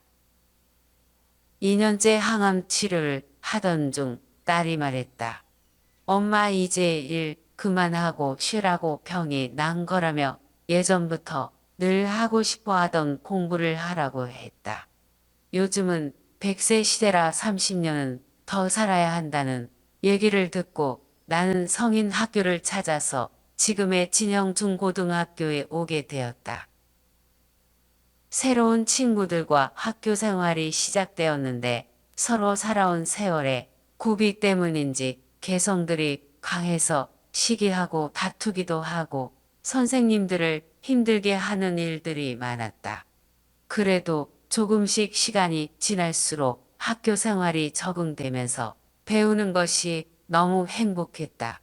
사람은 나이 들어서도 계속 성장해 간다는 것을 처음 알았다. 아이들도 엄마가 학교에 다니고부터 많이 밝아졌다고 좋아했다. 눈앞에 일어난 모든 일은 좋은 일이라는 말처럼 병이 난 것이 꼭 나쁜 것만은 아닌 것 같다. 병이 나지 않았으면 지금도 학교에 다니지 못하고 언제까지 일만 하고 살았을 테니 말이다. 친구들과 함께 공부하는 이 시간들이 소중하고 감사하다. 앞으로도 건강을 잘 챙겨서 공부를 계속할 수 있게 열심히 노력할 것이다. 등교를 위해 책가방을 챙기며 숙제는 했는지 점검하고 오늘은 무슨 과목을 공부하게 될지 기대하며 바쁜 하루를 시작한다. 즐거운 배움의 여행길을 매일 떠나는 지금의 삶이 내 인생의 가장 빛나는 순간이다. 네, 요거는 저희가 가을이면 진영 100일장이라고 그래가지고 학생들 수기를 쓰는 시간이 있습니다. 3시간 동안 학생들한테 자유시간을 주고 학교에서 준비된 특별한 원고지에 자기 이야기를 쓰는 건데 그 중에서 이 문법적이거나 이런 문맥이 너무 좋으신 분을 1등으로 뽑았던 작품이고요. 이거 말고도 이분보다 더 기구한 삶을 살았던 분이 굉장히 많은데 제가 아까 전에 모든 분들이 드라마라고 했던 이유가 이런 분들이 거의 다예요. 그래서 이런 분들이 이야기를 이렇게 책으로 만듭니다. 그래서 저희가 진영 수기집에서 그러니까 요거는 매년은 못하고 4년에 한 번씩 만들어서 이렇게 등록을 시켜드리는데 좀 전에 읽었던 그 수기를 쓰셨던 분은 지금 숭이여자대학교 사회복지학과 2학년을 다니고 계세요. 그래서 이분은 꿈이 자기도 힘들게 살았지만 나보다 더 힘들게 사는 분들을 보살피는 일을 하고 싶다. 그래서 사회복지사 공부를 지금도 열심히 하고 계시는데 이 책이 한 200페이지 정도 되는데 저는 남자지만 이 책을 끝까지 못 읽어요. 좀 슬퍼, 너무 슬프고 눈물도 좀 많이 나는데 이게 다 우리 학교 학생들 이야기라 굉장히 소중한 이야기 중에 하나입니다. 뜨거운 열정과 배움에 대한 소중함 그러나 기억력이 이건 뭐냐면 우리 학생들이 배움에 대한 열망이 워낙 강하니까 학교 오는 거 지각이 전혀 없어요. 다들 일찍 옵니다. 수업 시간에 자는 사람이 단 한 명이 없어요. 핸드폰도 안 합니다. 무조건 선생님만 쳐다봐요. 쓰지 말래도 써요. 근데 단점 다음 날 오면 앞에 뭐 배웠는지 전혀 기억들을 못 하셔. 기억력이 조금 나이가 많다 보니까 까먹으셔서 그래서 저는 이제 농담삼아 교실만 잘 찾아와도 다행입니다. 교실 잘 찾아오고 내 사물함만 잘 찾으셔도 다행입니다라고 얘기하는데 열정은 높은데 기억력이 떨어지시는 단점은 있지만 그래도 늘 재밌게 생활을 하시는 것도 참 보기 좋더라고요. 학교에서 연애는 곤란한데 알고 보니 이거는 이런 일도 있었어요. 저희는 남녀공학이에요. 95%가 여자분이고 5%의 어르신들 계시는데 옛날에 수업을 하는데 요 앞자리에 두 분이 한 분은 남자분이고 한 분은 여자분이에요. 남자분은 나이가 80이고 되게 잘생기시고 키도 되게 훤칠하신 분이에요. 근데 옆에 분은 60 조금 넘은 것 같은데 이상하게 이분이 그 옆에 있는 남자분한테 너무 잘하는 거야. 먹을 거 있으면 계속 챙겨주고 어떤 날은 이렇게 보니까 보약을 종이컵에 담아서 막 드시라고 막 이러는 거야. 싫다는데도. 그래서 나는 야, 이 큰일 났네 이거. 학교가 남녀공학이라고 이거 학교에서 이러는 거 일어나면 큰일 나는데라고 걱정을 했는데 알고 봤더니 부녀지간이에요. 아버지가 못 배워서 학교를 왔는데 자기 딸을 가난해서 공부 못 시켰다고 내가 학교 다니면서 딸도 공부시키겠다고 세상에 80대 할아버지가 자기 딸 60 넘은 딸을 데리고 와서 같이 4년 동안 맨 앞자리에서 공부하고 나가셨어요. 그러니까 저는 몰랐죠. 연애인 줄 알았는데 그게 아니라 부녀가 다니더라. 그래서 지금 우리 학교는 가족이 되게 생각보다 많아요. 자매가 다니는 분들도 있고요. 부부가 다니는 분들도 있고 부녀가 다니는 분들도 있고 굉장히 많은 못 배웠던 분들의 안타까움이 가족적으로도 내가 하니까 이거 한번 해봐. 이거 정말 좋아. 그래서 이렇게 소개해 주시고 해서 가족들도 많이 다니는 학교가 되었습니다. 이제는. 학과만 없지 모든 분이 박사급 선생님보다도 이거 뭔 얘기냐면 저는 과학 선생이라서 한때 이런 적이 있었습니다. 제 얘긴데 수업 시간에 지구과학 파트에서 암석에 관련된 걸 공부했어요. 화성암이 어떻고 퇴적암이 어떻고 변성암이 어떻고.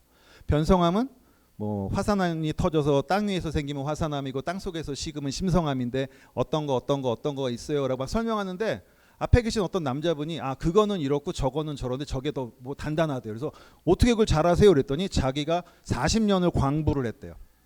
여기서 느낀 게 뭐냐면 이 양반이 실질적으로 나보다 더 많이 아시는구나. 근데 예를 들어서 이런 광부의 얘기를 했지만 우리 학교는 학교 학벌이 없지 각 분야에서는 굉장한 전문가들이 굉장히 많으시거든요. 그래서 어떨 때는 선생님들이 배워요. 심지어 우리 학교 한문 선생님들보다 한문을 더 많이 하시는 분이 있어요. 심지어 함작 사범 자격증까지 갖고 계신 분이 있어. 그런데 학벌이 없으니까 와서 학교에서 공부하시는 분이 계시는데 모든 분들이 오히려 선생님은 그 분야의 전공자지만 전체적인 다른 분야에서는 박사급 되시는 분들도 있더라. 그래서 학생분들이 다 학교 공부에 대한 한이 많았던 거지 자기 영역에서 그래도 나름 열심히 사셨던 분들이었다라는 것도 있습니다. 공부할 때 의간을 정제하고 이거 존경심이 저절로 이거 뭐 용모단정 의간정제라고 써놨는데 예전에 어떤 남자분이 아침에 수업을 9시에 시작하는데 7시부터 등교를 하십니다. 그래서 걸레를 빨아가지고 40명의 책상과 의자를 매일 닦아요. 자기가. 다 닦고 나면 손을 닦고 화장실에서 땀을 닦으신 다음에 넥타이를 매시고 그날 공부할 교과서를 책상에 딱 꺼내놓고 앉아서 1시간 전부터 대기하세요. 매일 그러세요. 그래 왜 이렇게 하시냐 그랬더니 나는 못 배웠지만 학교에서 공부하는 것도 감사하기 때문에 공부할 때 항상 복장을 단정하게 해야 마음도 단정해진다. 그래야 모르는 내용을 한 글자라도 더 알 수 있다라는 말씀을 하시는데 그때 진짜 깜짝 놀랐거든요. 와, 나 이분을 내가 가리키는 게 아니라 내가 오히려 많이 배워야 된다는 생각이 들었어요. 남을 위해서 이렇게 헌신하시면서 의관을 정제하면서 공부에 대한 그 소중함을 알고 계시는 분이라는 게 정말 감동받았던 분이 있습니다. 정말이지 대단하다고 할 분, 요건 뭐냐면 저 잠깐 그 과학노트 학생이 쓴 걸 제가 한번 갖고 와봤어요. 요거는 그 소화기관에서 입에서부터 대장까지 어떻게 소화가 되는가를 제가 그림도 그리고 써드렸는데 이걸 학생분이 60분이 이렇게 썼어요. 근데 뭐 그게 대단한 건 아닌 것 같은데 또 넘겨보면 이 뭐 RH 혈액형이 어떻게 된다 이거 제가 써드린 걸 이렇게 예쁘게 색깔까지 칠했더라고요. 그다음에 사람의 감각기관에 관련된 내용인데 가만히 보니까 여기 스페인어가 잔뜩 써 있어요. 이게 뭐지? 이거는 이제 시냅스, 뇌를 구성하는 시냅스에 관련된 건데 중간중간에 저도 모르는 스페인어가 잔뜩 있더라고요. 그 선생님 가르치시면 감사드립니다. 그리고 이제 공부 다 끝났을 때 왔는데 여기 밑에 스페인어로 무초스 그라시아스라고 써 있죠. 한국 사람이 아니에요. 우리 학교에 다녔던 당시 60에 가까운 저기 볼리비아 여자분이 이렇게 쓰신 거예요. 내가 깜짝 놀랐던 게 한국 사람도 이렇게 안 쓸 텐데 볼리비아 아주머니가 한국 남자랑 결혼해서 아들이 대학을 다닐 때까지 10몇 년을 20년 가까이 살았는데 학벌이 한국에서 없으니까 한국 이런 성인학교를 다니면서 그렇게 열심히 쓰시면서 한국 사람보다 훨씬 더 그림도 잘 그리고 잘 썼잖아요. 그 자기가 뜻을 모르니까 스페인어까지 쓰면서 열심히 하시더라고. 그러니까 이런 분들이 한두 분이 아니에요. 어떤 분은 원소기호를 여러분 그 이과 나오신 분들은 원소기호 아시죠? 100세가지 주기율표. 그걸 전부 다 외울 필요는 없지만 1번에서 20번 정도까지 수소, 헬륨, 뭐 리튬 이런 식으로 그 순서만 외워두면 크게 문제가 없는데 그거만 외우시라고 하고 제가 주기율표를 한번 나눠드린 적이 있어요. 외우지 마시고 냉장고에 붙여놓으세요. 틈틈이 구경하시면 됩니다. 그랬더니 다음 날 어떤 여자분이 저한테 오셔서 선생님 저 다 외웠어요. 검사해 주세요.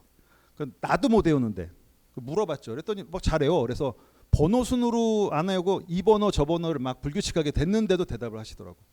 이분이 과연 제대로 정상적인 나이에 공부를 했으면 야, 이 양반 우리나라 화학계를 이끌어 나갈 완전히 그 실력자가 되겠구나 이런 생각이 들더라고요. 보통 분들이 아닌 분들이 굉장히 많았다. 그래서 우리 학교는 숨겨진 재능 또 숨겨진 기능을 가진 학생들이 진짜 많다라는 걸 느꼈었던 적이 있었습니다.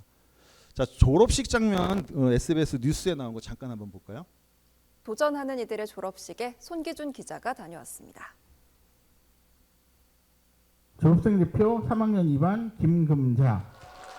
다음 달 전문대 입학을 앞둔 만 87살 김금자 할머니가 고등학교 졸업장을 받아듭니다. 기분이 최고로 좋아요. 나도 이렇게 졸업을 해보는구나 하는 그 감회가 새롭고. 뒤이어 단상에 오르는 학생들도 얼굴과 손에 주름이 가득하지만 하늘색 스카프를 맨 지금 이 순간 마음만큼은 청춘입니다. 서울 종로의 2년제 고교 졸업식에서 졸업장을 받아든 학생은 362명. 대다수는 어린 시절 가난으로 학업을 포기한 어르신들입니다. 먹고 살아야 하니까 일을 하고 이제 그래서 못 다녔고. 배우지 못했다는 아쉬움은 마음 한구석에 늘 부끄러움으로 남았습니다. 글 쓸 줄 모르니까 또 저희 아내라든가 또 이웃에 있는 학생들한테 부탁을 하게 됐죠. 세이런 자도 못 쓰는 자신이 좀 부끄러웠죠. 이젠 당당히 받은 졸업장으로 부끄러움은 눈 녹듯 사라졌습니다.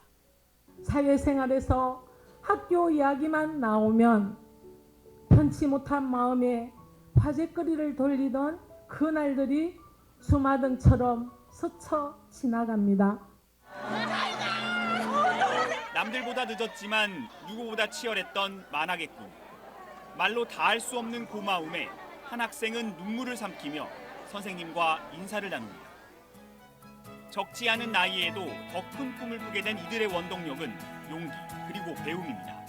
배움이라는 거는 때를 놓치면 안 되고 제때 하되 늦었더라도 절대 용기를 가졌으면 좋겠다는 생각을 하고 있습니다.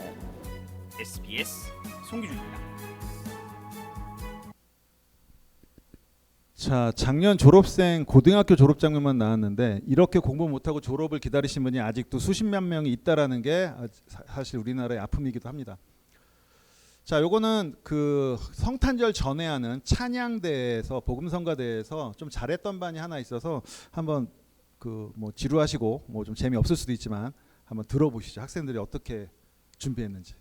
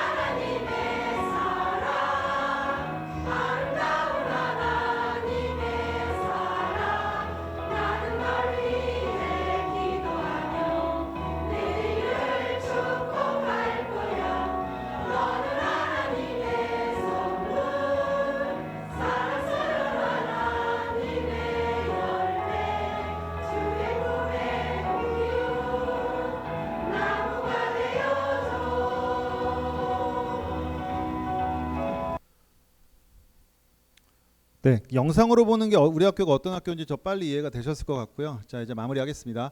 앞으로 미래는 교육 패러다임이 크게 변합니다. 그 내용 적어 있는 건 뭐 보시면 될 것 같고요. 그 바뀌는 교육 패러다임의 가장 대표적인 게 학생 인원수의 감소죠. 지금 출산율이 워낙 낮다 보니까 지금 중고등학교, 초등학교가 문 닫는 학교가 너무 많고, 이제는 나이 많은 우리 학교에 다니는 만학도들도 점점 줄어들고 있어요. 왜냐하면 우리 학교 평균 연령이 저보다 10살 많거든요. 근데 지금 저 때만 해도 학교를 안 다니는 사람이 거의 없어요. 그래서 만학도들도 이제 점점 줄어들고 있다. 그래서 우리나라가 총체적으로 교육이라고 하는 형태가 점점 축소되는 학생을 어떻게 감당하고 새로운 교육 방법을 찾을 것인가, 그런 내용인데, 이건 뭐 나중에 여러분도 한번 확인해 보시면 좋을 것 같고, 그다음에 학습하는 사회도 만들어야 되고, 소외계층은 어떻게 또 교육을 시킬 거고, 그다음에 나이는 점점 많아지고 의료기술 확대로 인해서 고령화는 점점 늘어나는데 재취업 교육 어떻게 할 것이고, 그다음에 다문화 가정도 굉장히 많이 발생하고 있는데 다문화 교육은 또 어떻게 시킬 것인가, 이게 미래 교육 패러다임이 어떻게 변하는의 기본적인 과제입니다. 그래서 앞으로는 성인 교육에 산정되어 있던 이 평생 교육이 유아, 초등, 중등, 고등 그 밖에 모든 연령대를 포괄할 수 있는 형태로 평생 교육이 확장이 될 것 같기도 하고, 그다음에 사회 구성원 전체가 학습자가 되는, 모든 국민이 학습자가 되고, 지금 현재 여러분 내일 배움 카드라든가 교육 바우처 제도라는 거 들어보셨나요? 그런 제도가 있어서 대학교를 나오지 않아도 고등학교 졸업 이상이면 정부에서 지원해주는 교육구제 프로그램이 굉장히 많이 있습니다. 그런 것도 활용할 줄 아셔야 되고, 또 여기 계신 분들 중에서 과가 어떤 과인지 모르겠지만 이 분명히 이런 노인과 성인을 대상으로 하는 직업을 가지신 분들은 추가 자격증 공부하실 때 평생교육기관을 또 활용하실 거예요. 다양하게 우리 공부의 기회를 놓친 분들에게 교육의 기회를 줄 수 있는 게 확대돼야 되는 게 전망이라고 볼 수 있습니다. 그리고 노인들이 은퇴한 후에도 내가 어떻게 삶을 보람 있게 살 것인가, 또 직장인은 내가 또 다른 무언가를 배워서 어떻게 재취업을 할 것인가, 이런 다양한 산재된 문제를 해결할 수 있는 것도 평생교육이라고 볼 수가 있습니다. 자, 끝으로 여러분들이 지금 이렇게 보니까 제 자식들 나이 정도 되는 것 같은데, 인생의 승부는 마지막에 결정됩니다. 처음 뭐가 마음에 안 들다고 해서 포기하지 마시고요. 끝이 중요한 거예요. 저도 20대 때, 30대 때, 40대 때 남보다 그렇게 대단하다고 생각한 적이 없었는데, 난 인생이 요 모양으로 그냥 가나보다 그랬는데, 점점 나이 먹을수록 뭔가 더 좋아지는 게 반드시 오더라고요. 또 기회는 거북이처럼 옵니다. 기회는 천천히 거북이처럼 오는데, 또 이게 도망갈 때는 토끼보다도 빨리 도망갈 수 있습니다. 기회가 왔을 때 잡으시고 내가 조금 늦었다고 해서 절대로 늦은 거 아니니까 마지막에 승부는 결정날 수 있으니까 끝까지 최선을 다해 주시는 대학교 생활 하셨으면 좋겠고, 나에 대한 믿음이 가장 큰 세상으로 나아가게 합니다. 꼭 자기에 대한 믿음을 가지세요. 여러분 충분히 뭔가 할 수 있는 인재들입니다. 칼에는 2개의 날이 있지만 사람의 입에는 100개의 날이 있어요. 이거 베트남 속담인데, 내가 한 말이 어떤 사람한테는 수십 년 동안의 아픔이 될 수 있어요. 그러니까 말 항상 조심하셔야 되고, 나중에 조직사회를 나갔을 때도 나의 말이 무언가 큰 영향을 줄 수 있으면 그 피해를 본 사람은 굉장히 큰 아픔을 느낄 수 있기 때문에 말 조심하셔야 되고요. 한창 때는 다시 오지 않고 하루가 지나면 그 새벽은 다시 오지 않습니다. 이거 옛날 송나라 때 도연명이라고 하는 시인이 말한 건데, 이 사람이 그 귀거래사라고 하는 자연으로 돌아가기, 뭐 무릉도원에 대한 이야기를 쓴 그 시인인데, 그 지금 여러분이 한창 때죠. 다시 오지 않습니다. 지금 활용 잘하시고요. 그 그리스 말로 까르페디엠이라는 말, 그 죽은 시인의 사회에서 나오는 말인데, 현재를 즐기셔야 됩니다. 시즈 더 데이, 오늘을 잡으세요. 오늘 최선을 다하시면 바로 한창 때 최선을 다하신 겁니다. 남의 아픔을 즐기지 말고 남의 기쁨을 같이 즐겨야 합니다. 샤덴프로이데라는 독일어가 있습니다. 남이 아픈 걸 내가 좋아한다라는 철학적 용어고요. 프로이덴프로이데란 말이 있어요. 남의 기쁨을 나도 기뻐한다. 사람으로 태어났으면 남의 기쁨을 내가 기뻐하는 삶을 사셔야 돼요. 자, 오늘 강의는 여기까지고요. 여러분이 평생 교육이 어떤 건가 조금이라도 알 수 있는 계기가 되었으면 좋겠고, 우리 남서울대학교의 자매 기관인 우리 진영중고등학교가 어떻게 어른들과 같이 1년 동안 생활하는가도 보셨는데, 여러분이 앞으로 평생 교육에 어떤 연관성이 있는 일로 도전하실지 모르겠지만 항상 하시는 일에 무은의 기도를 드리도록 하겠습니다.